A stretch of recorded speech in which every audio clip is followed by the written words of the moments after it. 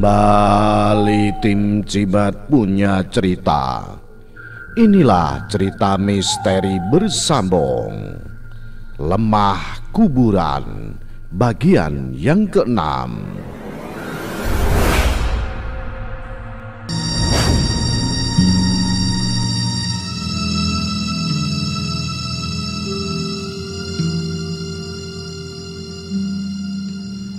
Pagi pun tiba. Terlihat Kang Saleh dan Pak Mansur sudah berada di rumah Lurah Pawiro. Mereka berdua tampak sedang menceritakan kepada sang lurah tentang apa yang mereka alami semalam. "Aslinipun Mbah Untung ajeng mriki mboten to?" ucap Pak Mansur kepada Pak Lurah setelah menceritakan apa yang terjadi semalam.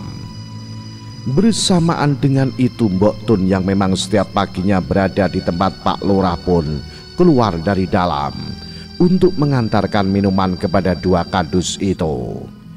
Kang Saleh yang melihat Mbok Tun pun seketika langsung bertanya kepadanya perihal apakah Mbah Untung akan ke Mekarsari untuk menangani masalah ini. Menanggapi itu Mbok Tun juga sebenarnya sedikit heran mengapa Pak D-nya itu tidak juga datang ke sini. Padahal jika dihitung dari kedatangan mereka ke tempat Mbah Untung tempo hari, ini sudah hampir 3 bulan berlalu. Hingga Mbok Tun pun memutuskan akan pergi ke Sapuangin hari itu juga untuk menemui Mbah Untung. "Nopo kula dinten niki tak budal teng Sapuangin mawon nggih," ucap Mbok Tun kepada mereka yang tentu langsung diiyakan oleh Pak Lurah, Kang Saleh dan Pak Mansur. "Oh Mbok, apa meh budal saiki wae?" tanggap Pak Mansur. Namun pembicaraan itu pun mendadak teralihkan oleh Mas Sangga, menantu Pak Lurah itu yang keluar menghampiri dan mengatakan bahwa istrinya Mbak Sari mendadak mengalami demam. "Dek Sari kadose kok masuk angin Pak," kata Mas Angga seraya memberikan gestur kepada ayah mertuanya agar memeriksa istrinya yang masih berada di kamar. Tanggap Pak Lurah yang saat itu langsung beranjak ke dalam untuk memeriksa anaknya. Di dalam kamar sudah tampak Bu Sundari yang tengah menggendong cucunya. Ia berdiri di samping Mbak Sari yang tengah berbaring di atas ranjangnya. "Koyoke kok podo yo aku wingi kae Pak. Mending digawa wae ning sapu angin," ucap Bu Sundari kepada suaminya yang baru saja muncul. "Iya, pancen iki aku yo nembe rencana dino iki meh budal mrono. Tapi apa ora luwih apik nek ngundang Pak Bambang sik to Bune?" Kata Lurah Pawiro menyarankan untuk menangani ini secara medis terlebih dahulu sebelum mereka membawanya ke Sapuangin. Tapi baru saja beberapa detik Lurah Pawiro selesai berbicara, seketika mereka pun dibuat terkejut oleh Mbak Sari yang tiba-tiba tertawa lebar. Dengan lidahnya yang menjulur seraya menarik dan mencengkram selimutnya. Tawanya tak biasa. Begitu juga dengan wajahnya yang seperti berubah sedikit hitam membiru, membuat semua orang yang berada di kamar itu kini tampak tercengang. "Astagfirullah Dek, kenapa Dek?" ucap Mas Angga yang langsung mendekati istrinya itu, yang seketika menghentikan tawa anehnya dan kini tampak menatap tajam ke arah sang suami. "Eling do, eling," kata Bu Sundari kini yang seakan menyadari kejanggalan ini. Mbak Sari pun terkekeh tak lama setelah itu. Bersamaan dengan anaknya yang tengah dalam gendongan Bu Sundari kini mendadak menangis. Keadaan itu membuat Mas Angga dan semua orang segera berpikir bahwa ada yang tidak beres. Bu Sundari pun segera keluar membawa cucunya yang tengah menangis itu. Ia terlihat menunggu di depan kamar sembari memanggil-manggil Mbok Tun dan dua kadus yang berada di ruang tamu. Sementara itu, di dalam kamar Pak Lurah dan Mas Angga pun masih berkutat dengan ketidakwajaran itu. "Sadar Sari, sadar!" sentak Pak Lurah yang langsung dijawab oleh Mbak Sari dengan tawa seringai dan suara yang amat sangat jelas berbeda. Sari, mosok kowe wis lali to Mas Lurah? Aku iki Sumirah, saka Tegal Sari. Awak dhewe kan ndek wingi wis tau ketemu toh? Jawaban itulah yang keluar dari mulut Mbak Sari dengan suara serak dan parau seperti seorang nenek-nenek. Lurah Pawiro tercengang mendengar kata-kata yang keluar dari mulut anaknya itu. Seketika ia juga teringat tentang kejadian berbulan-bulan lalu di rumahnya, yang mana itu menjadi awal mula kiriman lelembut ini berlaku. Tak sampai beberapa detik, rangkaian ingatannya pun langsung tertuju bahwa ia pernah melihat sosok wanita yang mengenalkan dirinya sebagai Sumirah dari Tegal Sari, salah satu nama pemakaman umum di desa ini. "Pripun niki Pak?" tanya Mas Angga kini kepada ayah mertuanya yang sedang terpaku oleh kebingungannya.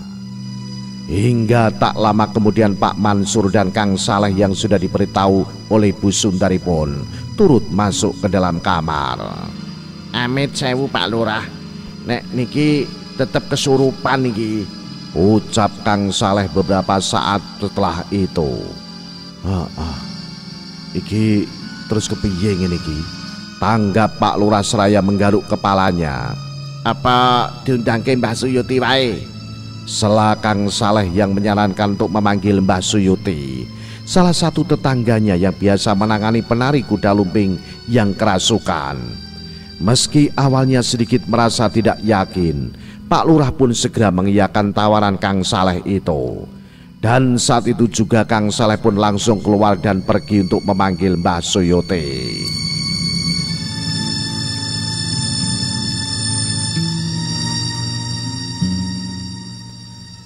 Kembali ke Mbak Sari, anak Pak Lurah itu kini semakin terlihat aneh. Ia yang masih berada di atas ranjangnya kini tampak terduduk dan tersenyum-senyum sendiri. Matanya melirik tajam ke sana kemari sambil menggigiti jemari kukunya. Mereka yang masih di dalam kamar yaitu Pak Lurah, suami Mbak Sari dan Pak Mansur pun tampak kebingungan melihat peringai itu. Singkat cerita, tak lama kemudian Mbah Suyuti pun tiba.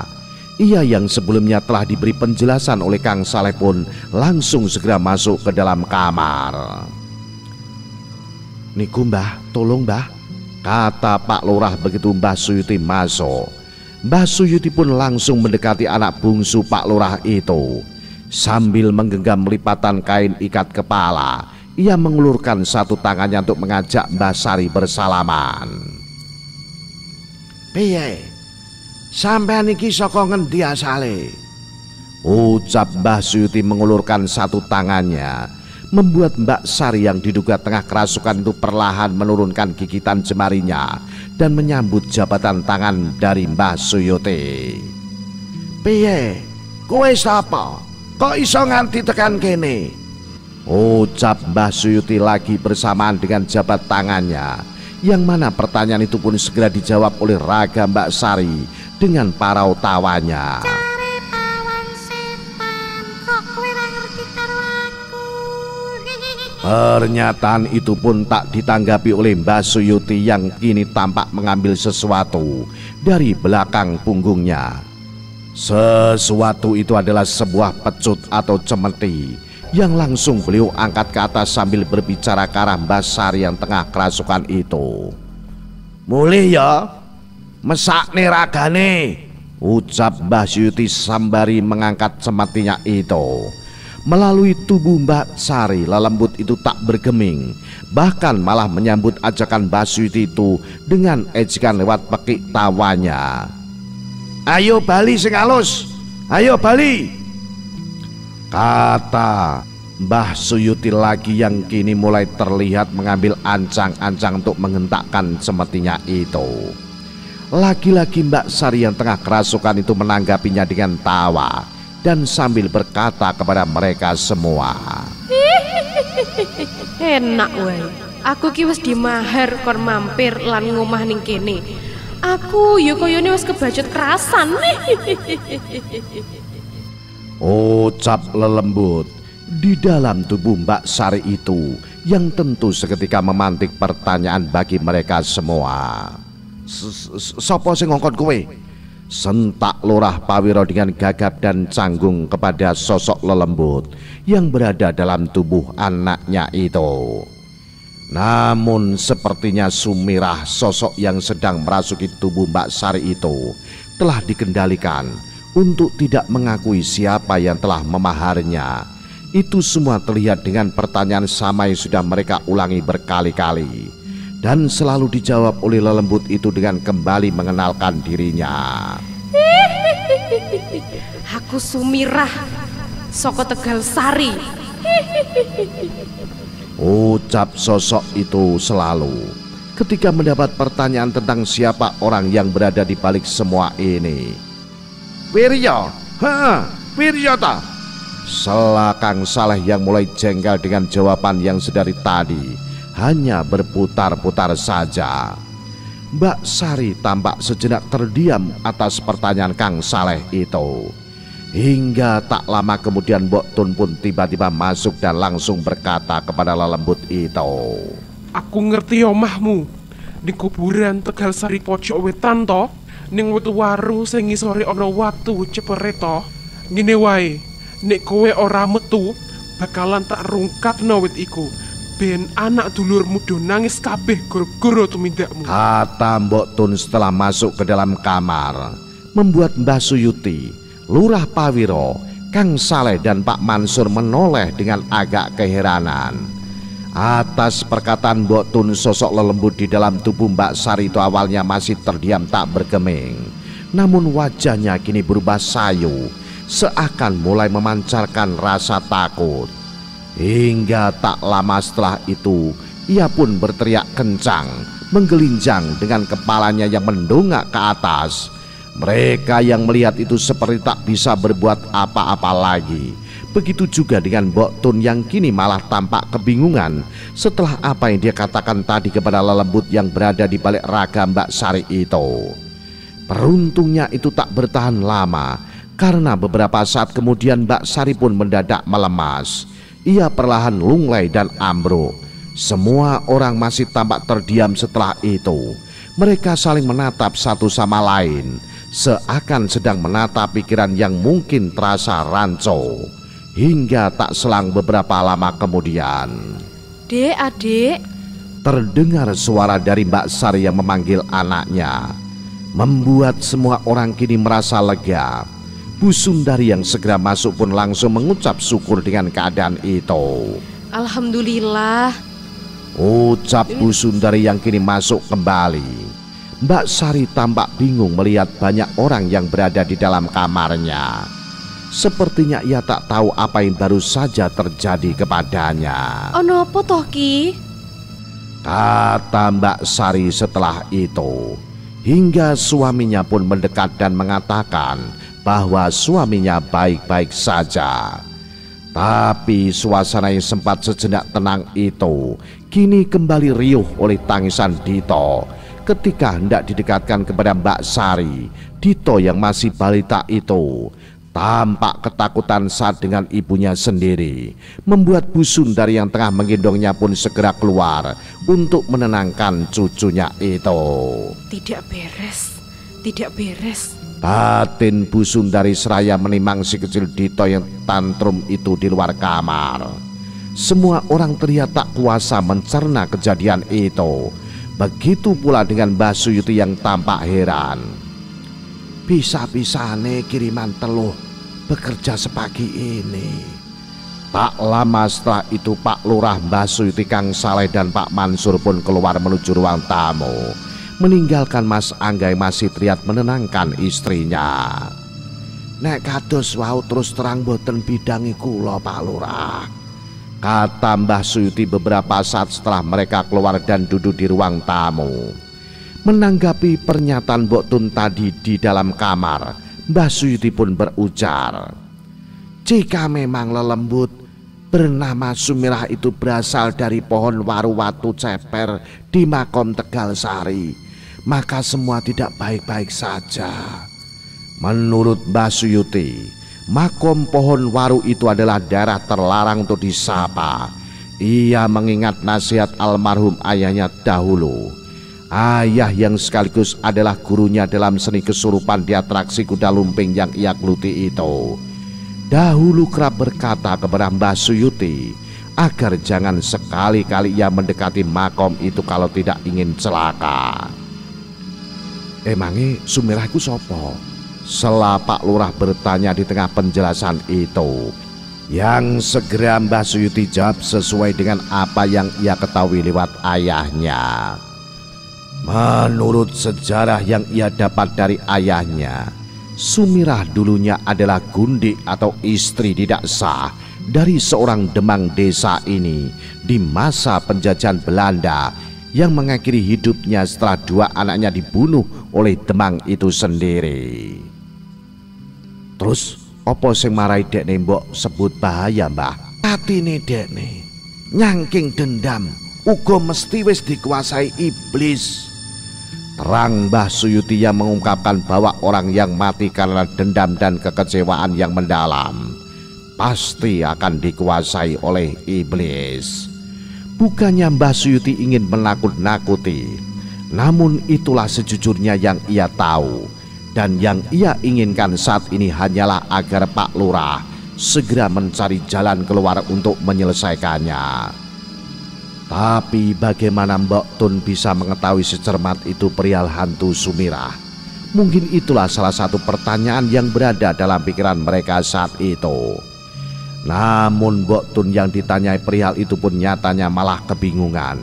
Walau banyak saksi yang mengetahuinya, Mbok Tun merasa bahwa tadi saat berada di kamar, ia sama sekali tak mengatakan apa-apa. Pak Lurah, Mbah Suyuti, Kang Saleh dan Pak Mansur terlihat mengkerutkan aslinya mendengar jawaban Mbok Tun yang tentu sempat memicu sedikit perdebatan itu. Sampai akhirnya pembicaraan di ruang tamu itu pun dihentikan oleh Lurah Pawiro dengan ajakan agar mereka segera berangkat ke Sapuangin untuk menemui Mbah Untung. Dan di pagi yang sebenarnya begitu cerah itu mereka pun berangkat ke Sapuangin, termasuk juga dengan Mbah Suyuti, Mbak Sari, dan anak serta suaminya yang untuk kali ini mereka turut serta berangkat menuju ke rumah Mbah Untung.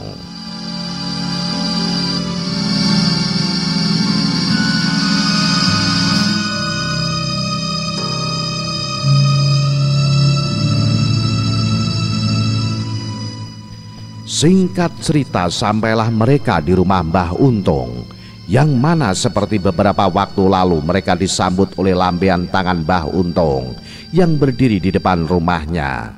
Seakan sudah tahu bahwa rombongan Lurah Pawiro itu akan datang. Bedanya kali ini Mbah Untung tampak buru-buru menyuruh mereka semua untuk segera masuk. Mangga, mangga penara, penara, kata Mbah Untung sambil menoleh ke kanan dan ke kiri dengan pandangan tak biasa. Singkat cerita, setelah mereka masuk dan duduk, Mbah Untung pun langsung mengawali pembicaraan dengan sebuah permintaan maaf yang tentu membuat mereka semua, terutama Pak Lurah, sedikit kebingungan.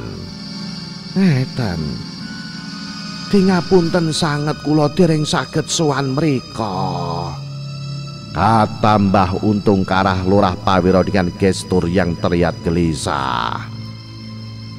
Mboten napa-napa, Mbah. Menawi panjenengan dereng selo, tapi niki kula badhe nambahaken anak kula. Soale wau niku teko-teko kados kesurupan ngaten lho, kata Lurah Pawiro seraya mengenalkan Mbak Sari yang masih terlihat kebingungan. Ah, nggih, kula pun kertos kok nek niku, tanggap Mbah Untung menganggukkan kepalanya dan langsung berdiri beranjak dan mengambil kendi dari dalam rumahnya. Mbah Untung yang kembali keluar pun langsung meletakkan kendi itu di atas meja, dan dengan lirih ia pun berkata, "Ngeten Mas, saderengipun kula ajeng matur, jebulane niku dukun sing ngayahi lawanipun panjenengan niku nggih tiyang mriki." Kata Mbah Untung menatap Pak Lurah yang spontan langsung disela oleh Mbok Tun baru saja berdiri dan tidak berjalan ke dalam untuk membuatkan minum. Tenane Pak D, emangnya sopo? Ucap Mbok Tun yang mendadak menghentikan langkahnya setelah mendengar itu. Pak Cokro kae lho Tun, omahe nang RT Kidul. Aku wulan-wulan wingi ra sengaja ngobrol karo dene. Sing teko-teko cerita lagi dadi dekengan calon lurah Mekarsari. Kuwi sing marai aku dadi ora iso rono. Mergane nek dekne gasi ngerti aku dadi lawane mesti dadi ribut. Kata Mbah Untung yang langsung ditanggapi Pak Lurah dengan wajahnya yang khawatir. Terus pripun niki Mbah? Napa mboten saged diusahaken? Soale niki kula kali rencang-rencang pun mulai diganggu malih. Mbok diselake toh Pak D, meneng-meneng rono kan iso. Kata Mbok Tun meminta kepada Pak D-nya. Mbah Untung terlihat gamang menggelengkan kepalanya. Di sisi lain ia sangat ingin membantu Lurah Pawiro secara penuh. Tapi di sisi lainnya ia juga sangat tidak suka dengan keributan. Mbah Untung juga berkata bahwa selama ini ternyata ia tidak sepenuhnya diam begitu saja. Ia tetap membantu pihak sang lurah meski dari jauh. Ia membuktikan itu dengan bercerita secara gamblang tentang apa yang telah mereka alami belakangan ini. Contohnya tentang kejadian semalam, yaitu pria lembut Sumirah yang muncul dari kolong tempat tidur Mbak Sari. Hantu wanita yang dilihat oleh Pak Mansur dan sosok Wewe yang membuat kaca jendela Kang Saleh pecah. Semua orang cukup terperangat mendengar itu. Entah bagaimana Mbah Untung mengetahuinya, tapi yang jelas ia menceritakan kejadian demi kejadian dengan sangat rinci sebelum mereka semua memberitahukan itu. Ngeten mawon. Sementara panjenengan nggih ingkang kula pasrahi, ucap Mbah Untung yang tiba-tiba mengarah kepada Mbah Suyuti, orang yang baru pertama kali bertemu dengannya. Maksudnya? Tanggap Mbah Suyuti dengan wajah bingung. Sepertinya Mbah Untung tahu di antara semua orang yang saat itu berada di rumahnya, Mbah Suyuti lah yang menurutnya mempunyai aura paling kuat. Tenang mawon Kang, mboten angel kok kagem jenengan. Mangke kula betani barang, kata Mbah Untung yang segera disanggupi oleh Mbah Suyuti karena bujukan dari Pak Lurah dan mereka semua. Mbah, kanca-kanca tolong direwangi Mbah, sambut Kang Saleh untuk memantapkan Mbah Suyuti. Dan tak lama kemudian obrolan itu pun tersela oleh Mbah Untung yang meminta izin untuk meminumkan air kendinya kepada Mbak Sari. Nuwun sewu nggih, katanya sambil mengangkat kendinya yang segera sigap Pak Lurah mengarahkan anaknya itu untuk sedikit mendongakkan dan membuka mulutnya. Beberapa teguk air dari kendi itu pun sudah masuk ke dalam kerongkongan Mbak Sari. Yang tak lama setelah itu Bu Sundari pun segera memberitahu anaknya agar bersiap dengan efek yang akan Mbak Sari alami. Tak butuh waktu lama Mbak Sari pun kini terbatuk dan mulai merasakan mual di perutnya.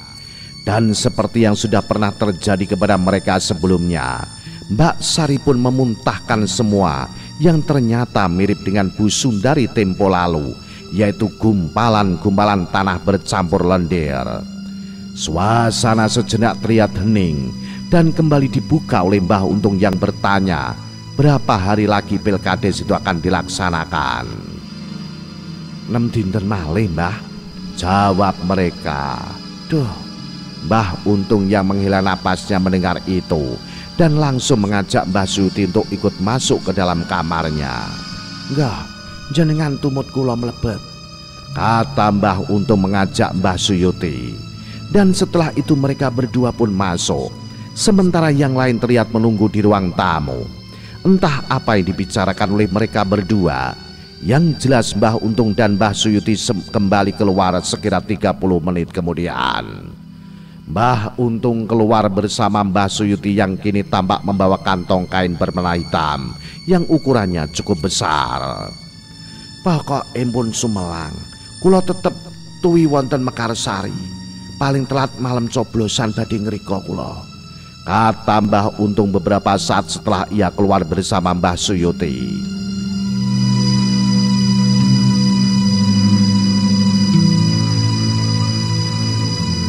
Singkat cerita, tak lama setelah itu mereka semua pun pamit pulang. Dengan rasa cukup lega namun masih menyisakan setitik kegambangan dan keraguan. Apalagi dengan satu fakta baru yang mereka bawa pulang, yaitu tentang Pak Cokro, dukun di belakang Juragan Wiryo yang ternyata sama-sama dari Sapuangin. Dalam perjalanan pulang semua tanya kini tertuju kepada Mbah Suyuti sebagai orang yang ditunjuk sementara untuk menangani masalah ini. Mereka terlihat penasaran dengan apa yang telah dipesankan dan diberikan Mbah Untung kepadanya tadi. Namun Mbah Suyuti tak bisa banyak menjelaskan. Saat itu yang ia katakan hanyalah pinta Mbah Untung yang menginginkan agar dirinya mulai membantu memagari semua rumah orang-orang utama yang kemungkinan menjadi incaran. "Pokoke aku sesuk kon poso dhisik sedina, banjur lagi iso mulai magri omah sampean kabeh," kata Mbah Suyuti kepada Kang Saleh Pak Mansur saat dalam perjalanan pulang. Singkat cerita, tengah hari mereka pun tiba kembali di Mekarsari. Terlihat Mbah Gotro, Kadus Barjo dan kadus-kadus lainnya sudah menunggu di depan rumah Pak Lurah. Entah kabar dari siapa. Sepertinya mereka yang tidak ikut ke Sapuangin itu tahu tentang kejadian tadi pagi perihal Mbak Sari yang kerasukan. Pak Lurah pun segera menyuruh semua orang untuk masuk terlebih dahulu, mengajak duduk menantunya Mbah Gotro serta para kadus-kadus. Dan setelah itu ia pun mulai menjelaskan apa yang terjadi, termasuk tentang dukun sewaan Juragan Wiryo yang ternyata juga berasal dari Sapuangin. Setelah cukup berbicara, Lurah Pawiro pun mengakhiri obrolan itu dengan meminta mereka semua tetap seperti biasanya saja. "Pokoknya mengko bengi tetep kaya biasane yo, wong-wong podo dijak mrene," kata Pak Lurah dengan wajah lelahnya seraya meminta izin kepada semua orang untuk mandi dan membersihkan badan. Terlihat Mbah Suyuti dengan wajahnya yang terlihat bingung, yang sebenarnya enggan ikut-ikutan dalam masalah pelik politik ini, tanpa sengaja malah terjebak. "Harusnya saya tadi tidak ikut ke Sapuangin," batin Mbah Suyuti yang sesungguhnya hanya ingin sekedar menjadi pendukung saja tanpa harus masuk terlalu dalam. Detik demi detik terus berlalu. Mereka pun larut dalam perbincangan yang sengaja lebih mereka isi dengan omong kosong dan candaan. Itu agar semua sedikit teralihkan dan tidak melulu membahas tentang pilkades ini saja. Lagi pula hari pemilihan tinggal sebentar lagi. Peta suara juga sudah terbentuk, dan survei-survei yang mereka lakukan secara mandiri juga menunjukkan bahwa kubu mereka masih unggul. Tak lama setelah itu terlihat Mbak Sari yang keluar di tengah obrolan siang itu. Wajahnya kini sudah tampak segar, tak seperti tadi pagi yang pucat pasi. Seraya menggendong si kecil Dito di punggungnya, ia terlihat membawa nampan yang penuh dengan kue dan makanan, disusul oleh Mas Angga suaminya yang juga tampak membantu menenteng teko minuman. Dan selang beberapa saat kemudian Pak Lurah pun keluar bersama Bu Sundari yang dengan segera mempersilahkan orang-orang untuk menikmati hidangan itu. "Monggo didahar," kata Bu Sundari dan Pak Lurah dengan wajah bugar sehabis mandi. Singkat cerita, setelah cukup bertukar kata dan menikmati jamuan siang itu, satu persatu orang di rumah Pak Lurah Pawiro mulai berpamitan pulang. Dan sesuai yang telah diarahkan, mungkin mereka akan kembali nanti malam. "Mengko bengi sampean ameh melu ning Pak Lurah ora, Mbah?" tanya Kang Saleh kepada Mbah Suyuti dalam perjalanannya pulang. "Lah kowe piye? Budal apa ora?" jawab Mbah Suyuti yang balik bertanya. "Poh iki, Mbah. Mau bengi kan barono kejadian ning omahku. Anak-anak bojoku wedi ditinggal metu, ya kayane aku ra iso ning Pak Lurah. Jawab Kang Saleh. Ya wis ta, aku tak manut kowe wae, nek mengko bengi bisa ya teko marani aku. Tapi nek ra iso aku ya tak ora ning Pak Lurah. Tur gene aku ya kudu siap-siap barang jane, gawe nglakoni poso dhisik. Jawab Mbah Suti menanggapi Kang Saleh.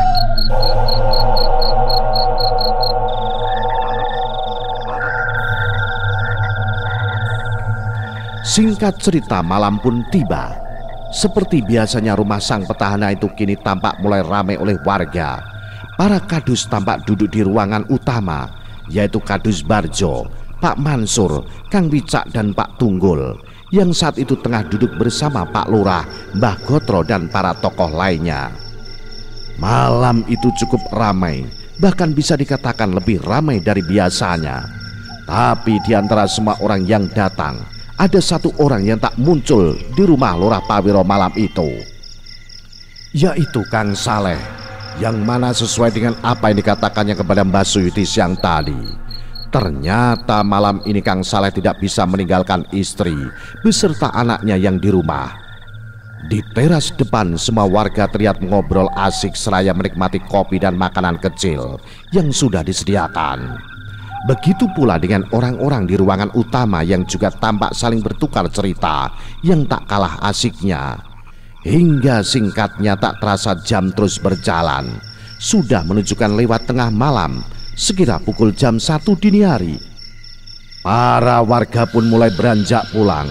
Begitu juga dengan para kadus dan tokoh desa di ruangan utama, yang satu persatu juga mulai berpamitan. Rumah sang petahana yang tadi ramai pun perlahan kembali sepi. Tapi tak masalah bagi Lurah Pawiro dan Bu Sundari, karena kali ini ada anak cucu dan menantunya yang menemani. Muga-muga wae ra ono aneh-aneh yo, kata Pak Lurah membisik seraya menutup dan mengunci pintu rumahnya. Dan setelah itu ia pun segera beranjak menuju kamar untuk beristirahat. Mbak Sari dan si kecil Dito tampak sudah tertidur pulas di kamarnya. Tapi tidak dengan Mas Angga yang terlihat masih terjaga. Sesekali matanya menerawangi langit-langit, bersama dengan pikirannya ternyata sedari pagi berkutat pada kejadian yang sempat dialami istrinya. Beberapa kali ini ia terlihat memeriksa kolong ranjangnya. Sepertinya ia cukup gelisah dengan sosok yang tadi sempat merasuki istrinya itu. Malam itu ia terjaga bersama dengan rasa takutnya yang perlahan tersingkirkan dan berganti dengan kekhawatiran kepada istri dan anaknya. Berkali-kali Mas Angga mencoba untuk tidak memikirkan itu dan berusaha untuk memejamkan matanya. Tapi entah mengapa, semakin lama ia merasa semakin gelisah saja, yang mana itu membuatnya kembali lagi memeriksa kolong tempat tidurnya lebih sering dan semakin sering. Hingga ranjangnya yang berdecit oleh gerakan Mas Angga yang berulang-ulang itu tanpa sengaja membangunkan si kecil Dito. Seperti balita pada umumnya, Dito terbangun dan menangis, yang mana segera ditenangkan oleh Mas Angga. Namun tak lama setelah itu mendadak Dito minta dibuatkan susu, membuat Mas Angga pun terpaksa membangunkan Mbak Sari istrinya. Dek, nunut iki Dito kancani sik, aku tak gawe susu ning mburi, kata Mas Angga kepada Mbak Sari yang tak lama segera terbangun. Mas Angga pun keluar dan berjalan menuju dapur, membuat susu untuk anaknya dengan sedikit terburu. Sesekali ia memegang tengkuknya yang berkedek. Entah memang ada sesuatu atau hanya perasaannya saja. Setelah selesai ia pun segera bergegas berjalan kembali menuju kamarnya. Tapi segera beberapa langkah ia keluar dari dapur. Entah apa sebabnya tiba-tiba mendadak tubuhnya melemas dan pandangannya perlahan berubah menjadi gelap seperti orang yang mau pingsan. Astagfirullah, ucapnya menyentak yang seketika membuatnya tersadar kembali. Kenapa ini? Batin Mas Angga yang tanpa sengaja melihat ke arah tangannya dan langsung menyadari sebuah keanehan, yaitu botol susu yang tadi ia bawa kini sudah tidak ada dalam genggamannya. Ia pun menoleh dan mencarinya ke sekitar. Namun baru sekejap ia memutar pandang, ia segera tersentak dengan pemandangan yang kini terlihat di depan matanya. Sesosok perempuan misterius berdiri aneh di depannya, berbaju hitam dengan rambutnya yang panjang. Tawanya pekik mengkikik sambil memiringkan tubuhnya ke kanan dan ke kiri. Mas Angga yang terkejut hanya bisa tertegun seraya memundurkan langkahnya. Tapi sosok itu pun juga turut mengikuti dan mendekatinya. Lunga, aja ganggu aku, ucap Mas Angga yang sekuat tenaga ingin meneriakkan itu, namun entah mengapa yang keluar dari mulutnya saat itu hanyalah suara yang pelan. Sementara sosok perempuan itu masih dengan gelagat anehnya dengan tertawa mekikik dan memiringkan tubuhnya. Sosok itu pun tak henti melangkah mendekati Mas Angga yang akhirnya terhuyung jatuh. Mas Angga pun hanya bisa merayap mundur dengan pandangannya yang seakan tak bisa berpaling dari sosok perempuan itu. Sampai akhirnya ia benar-benar bisa berteriak ketika sosok itu mendekatkan wajahnya sambil berkata, "Aku Sumirah," kata sosok itu dengan mulutnya yang lebar menganga seraya mendekatkan paras tuanya benar-benar di depan wajah Mas Angga. Mas Angga pun berteriak sekencang-kencangnya bersama dengan pandangan yang kian gelap dan Mas Angga tak sadarkan diri. Nah, bagaimanakah kisah selanjutnya? Ikuti terus cerita misteri bersambung ini. Salam Jimatres, salam satu misteri. Au.